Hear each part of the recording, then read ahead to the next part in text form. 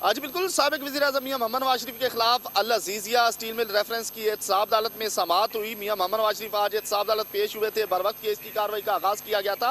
میاں محمد نواز شریف سے 342 کے بیان کے حوالے سے سوالات ان کو فراہم کیا گیا تھے، ان کے جوابات کے حوالے سے آج وہ عدالت پیش ہوئے تو مزید میاں محمد نواز شریف نے 30 سوالات کے جوابات عدالت میں ریکارڈ کروا دیے اور ٹوٹل 151 سوالات میاں محمد نواز شریف کو فراہم کیے گئے تھے، جن میں سے 120 سوالات کے جوابات میاں محمد نواز شریف احتساب عدالت میں ریکارڈ کروا چکے ہیں اور مزید 31 سوالات جو ہیں ان کے جوابات وہ سوموار کو جمع کروائیں گے۔ تو آج اس کیس کی بڑی اہم سماعت ہوئی ہے۔ میاں محمد نواز شریف آج احتساب عدالت پہنچے تھے اور العزیزیہ اسٹیل مل اور اس کے علاوہ فلیگ شپ ریفرنس دونوں ریفرنسز آخری مراحل میں داخل ہو چکے ہیں اور آج 16 تاریخ تھی، 17 تاریخ کی ڈیڈ لائن سپریم کورٹ کی طرف سے دی گئی تھی۔ تو آج ایک بار پھر احتساب عدالت کے جج سپریم کورٹ کی طرف رجوع کریں گے اس کی توسیع کے حوالے سے۔ تو آج اس کیس کی سماعت ہوئی۔ 342 کا جو بیان ہے میاں محمد نواز شریف کا وہ آج بھی ریکارڈ کیا جاتا رہا۔ 3 دن سے مسلسل 342 کا بیان جو ہے وہ ریکارڈ کیا جا رہا ہے۔ 120 سوالات ریکارڈ کیے جا چکے ہیں، 31 سوالات کے جوابات باقی ہیں،